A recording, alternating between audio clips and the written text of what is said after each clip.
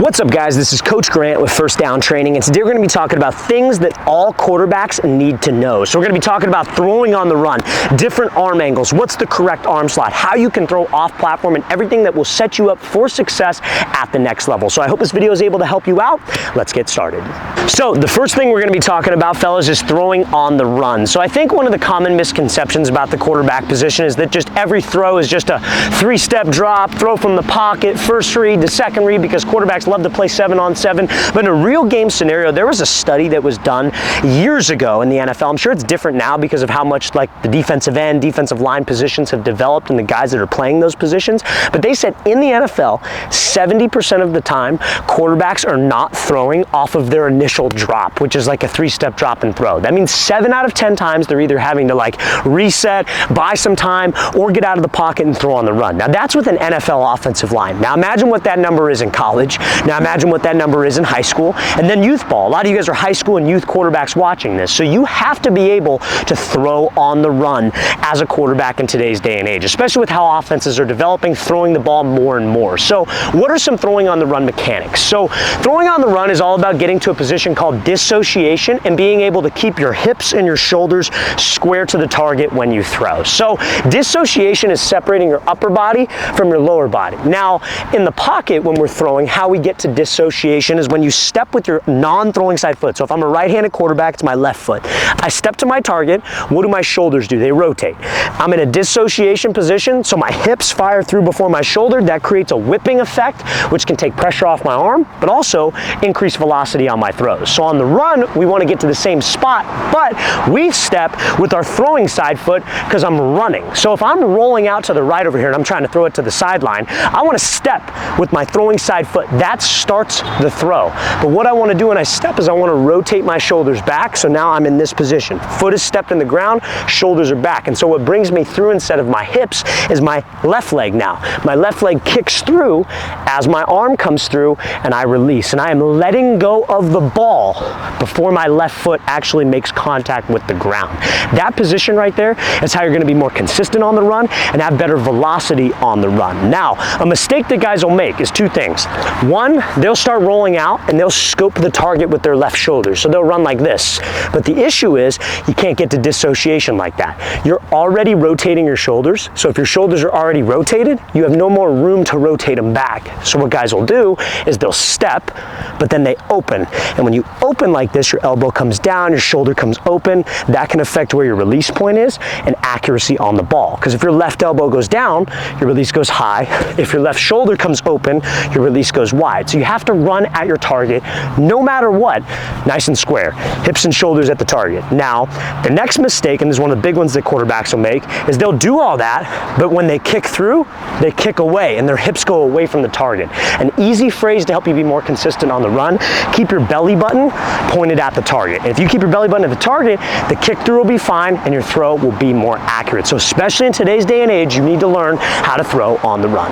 Now, before we get into the rest of this video, fellas, if you are a quarterback watching this or a receiver and you would like to train with myself and my staff of coaches, we are going to be traveling out to 8 more cities across the entire U.S. for 2-day-long QB and wide receiver training camp. So guys, go to that very first link in the description below if you're interested. We were going to be coming out to Chicago, Illinois next. That camp, though, is completely sold out, but then we'll be heading out to Newark, New Jersey, Birmingham, Alabama, Houston, Texas, Boston, Massachusetts, Columbus, Ohio, Boise, Idaho, and finishing off our tour in Los Angeles, California. So guys, our Columbus camp and our Boston camp and Chicago, like we mentioned, are actually completely full. We don't have any more remaining spots, but we do have spots available in the rest of the camps that we listed, but it's only about 4 to 5 spots. We opened a couple because of cancellations, but seriously guys, take advantage of the fact that we have open spots because we will not have any more availability within the next probably 1 to 2 weeks. So if you go to that very first link in the description below, that's where you can sign up, fellas. We'd love to have you there. We'd love to meet you and we'd love to work with you. All right, fellas, let's talk about arm slots and arm angles. So I think there's a lot of information on social media nowadays where people are getting away from the traditional like 90-degree over-the-top arm angle position. Now, again, I've never been, me personally, when I throw, because I was always taught when I was younger, I was taught a lot of bad habits as a younger younger quarterback, like a lot of you guys watching this, you maybe have been taught these same bad habits. But I was always taught as a quarterback to generate more power. You take your left elbow, and it's not wrong, but it's inconsistent power, and it kind of throws off your mechanics. But I was taught to pull your left elbow down as a source of power. But the issue with that is that whenever you throw, guys, your like left side is connected to your right side. So if your left elbow goes down, your right elbow goes up.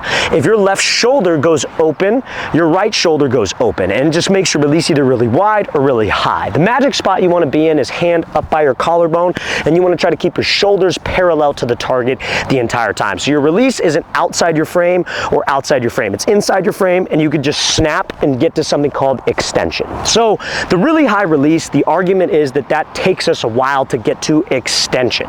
Now, the argument for the low arm slot is there's a lot of information out there on guys who teach this like kind of lower arm slot. The argument is it's faster to extension. So like you go back and it's easier for guys to extend, which is when your wrist, elbow, and shoulder like flick at the target, which helps with rotations on the ball and also accuracy, and obviously spin. So the argument is the lower arm slot's faster to extension. I get that for sure. I think a lot of athletes go way too far with it. So there are a lot of athletes that don't understand that there's sidearm and there's low arm slot. Low arm slot isn't bad. I'm not going to correct you if you have a low arm slot, because I'm just a firm believer in like every single quarterback's a little bit different. So a lot of guys, what will happen is that they have a problem with a wild shoulder, but they see people on Instagram, they see different quarterbacks talking about how sidearm's good, so they don't want to fix the problem. So QBs, like, this is generally where the problem happens. QBs will have a long stride. As a quarterback, we generate rotational power from my hips. So quarterbacks, what will happen is they'll have a really long stride. So their feet are wide and they can't really rotate. So to get the ball downfield, they do this. And when they swing their shoulder open, guess what that does to your arm? It makes it go outside your frame. So you have a sidearm throw. But then people are saying, oh, well, sidearm's good, but not that type of sidearm. It's okay if you manually change it up, but all your other mechanics need to be clean. That's what I'm trying to say. So if you're like here or like 3/4, you're fine, dude. But what we need to focus on doing is generating power here and rotating here, not being this linear thrower, and your sidearm is from like a wild front side. So mechanically, where you would want to be is you'd want to take a short step, right? You're in your base, weights on your back leg, short step, your shoulders rotate back and you separate your hands. Your hips do the rotation. This front shoulder stays extremely quiet, hand up by your face. And if you naturally kind of like move your arm slot down and you're here, then that's totally fine. But if you have this really wild arm, really wild front side, that's the bad type of sidearm. So I think quarterbacks need to understand that. It's more than just where your arm is. There are a lot of other mechanical things that you need to emphasize before you even worry about where your arm slot is. And again, if you have a higher slot, not the end of the world. So do I. Do you have a lower slot? Not the end of the world, as long as you're efficient. Now just understand though, if you have that low arm slot, you're gonna get a lot of flack from coaches. They're gonna constantly be telling you, get the ball up, get the ball up, get the ball up, because that's how they were told. So just know that going in, know that you're gonna have to battle that, but at the end of the day, that sidearm throw is not bad as long as it's not way outside your frame, it's inside your frame, and you're getting to extension and have the right hip mechanics. Now, the next thing I feel that quarterbacks need to understand is that a taller base is actually better, and that power does not come from bending your knees. So I see a lot of young quarterbacks, because like, I mean, what were we taught when we were younger as athletes? Just generally athletes, any sport, basketball, baseball, football, hey, bend your knees, you're more athletic like that, right? Now, I think a lot of athletes lack glute and hamstring strength, hip mobility. So what they do is when they hear that, hey, bend your knees, they do this. Now, as quarterbacks, this is not good, because everybody's taught bend your knees, you're gonna get more power from your legs. But when your knees, and when your shins are caved at like a 45 forward, and your knees are past your toes, take a step and try to rotate like that. Pretty hard, right? So what ends up happening is that quarterbacks will do that, pop up. If you're that guy that has that skid up, check your base. If you're that dude that does this and swings open, check your base, because you physically cannot rotate clean and have a balanced lower body if your knees are past your toes and your shins are like this rather than straight up and down. So the magic base that you want to shoot for is sit your butt down slightly, have a little bit of a knee bend, but your shins are completely straight. Pretend there's a plate of glass in front of your shins, because now guess what? I could step and I can rotate. I can be nice and balanced. And when you have a balanced base, that makes it a lot easier for you to focus on your upper body mechanics, be accurate with your upper body mechanics because you're not locking out and having your head pop up, having your release pop up. You're not swinging open, which causes your arm to rip across your body. Keep your base tall. Being tall is actually better. Sitting low is way worse for rotational athletes. Think about like, and again, it's one of those things, guys, where like you got to try it for yourself. And if you're that dude that pops up or swings open, just stand tall. Literally try a couple throws with your legs almost locked out. I'll do that with quarterbacks. Say just throw with your legs locked out, and feel how much easier it is to rotate with your hips and rotate with your core, which is where real power and real efficiency comes from as a quarterback. So remember, we don't want that low, powerful base. We want a nice and tall base with your shin angles straight.